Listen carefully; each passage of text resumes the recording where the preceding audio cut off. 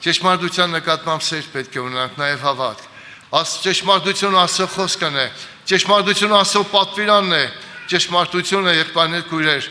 Աստված հենց ինքն է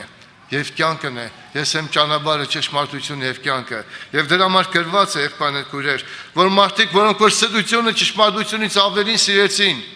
նրանց համար հետեւյալն է գրված. Եվ կորսվածներուն վրա անիրավության բոլոր խաբեությունով է,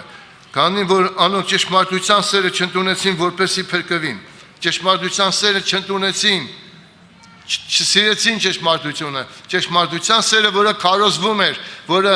տրվում էր եղբայրներ քույրեր, իրենք չընդունեցին, որպեսզի մկրտվին, որպեսզի փրկվին։ Անոր համար Աստված պիտի ղերգի անոնց զորավոր մոլորությունը, որ սրբության հավատան, որպեսզի դադարեցվին ամեն անոնք, որ չհավատացին ճշմարտության, հապա անօրության հոժարացան։ Եղբայրներ քույրեր, եւ այստեղ է դրա համար ինքը շեշտում է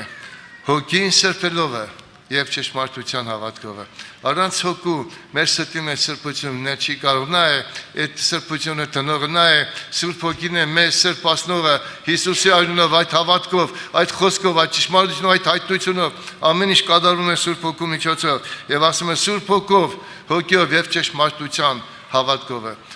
Սուրբ Հոգին կորցի նաև ճշմարտության հավատքի ժամանակ։ Եթե դու ճշմարտության նկատմամբ հավատ չունես, չես սիրում ճշմարտությունը, դու կարող ես ծախել ճշմարտությունը, անարդարության սդության կողմը անցնել։